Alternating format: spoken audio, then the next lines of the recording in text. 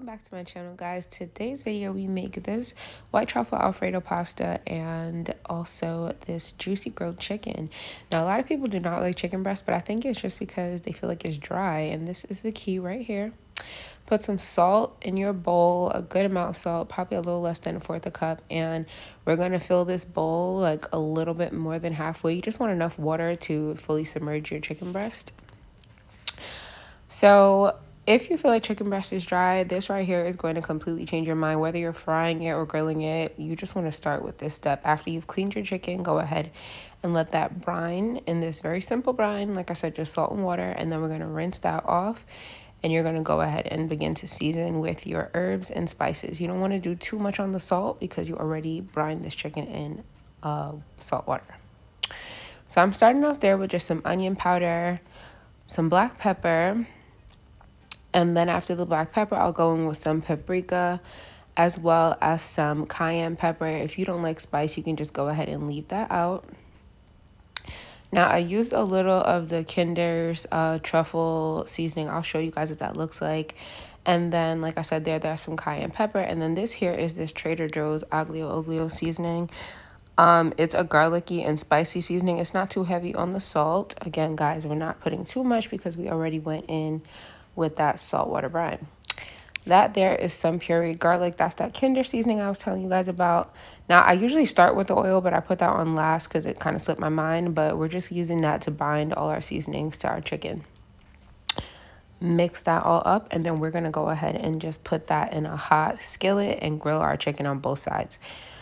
Now, I do apologize in advance because somehow I thought that I got the beginning of that process, but I did not.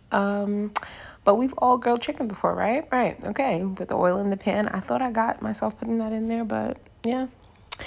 So this is about what it should look like at the time that you are going to flip that, because again, I did not get myself putting that in the pan even on the second go round. But about at this point in time, about 3 or 4 minutes in, you'll see that this is the look you're looking for on your chicken. We all are going to have different slices and thickness of chicken. So that's what you're looking for before you flip your chicken. Do not worry about that color. This chicken is going to be bomb. So I'm just going to go ahead after I sliced up my shallots, put them in some oil, a little olive oil, and I put some crushed red pepper flakes. If you don't like any type of spice, you can just go ahead and leave that out. There's some more of that garlic paste that I'm using. I just prefer it. You can use minced garlic, fresh garlic. It's your world. It's your kitchen.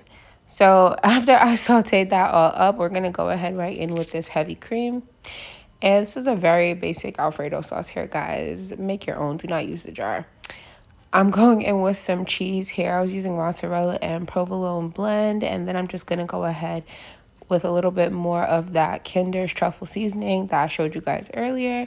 And I'm going to go ahead and mix that up. After I get this all seasoned, I put some black pepper, some paprika, and then I'm going to go ahead and give that a whisk. Now, I don't think I showed it on camera, but I put a little bit of chicken seasoning, chicken bouillon powder in this as well.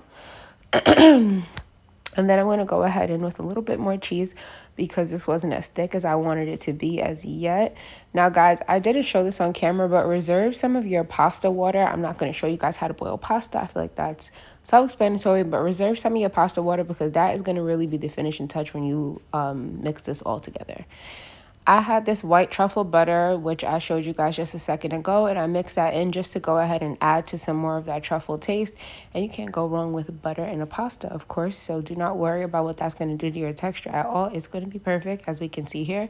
This is the consistency I'm going for. Like I said, I'm still going to keep some pasta water and add that in. When you're mixing your pasta up, you will then see sometimes that it seems a little thick. All you need is a little pasta water. It will get you right where you want to be.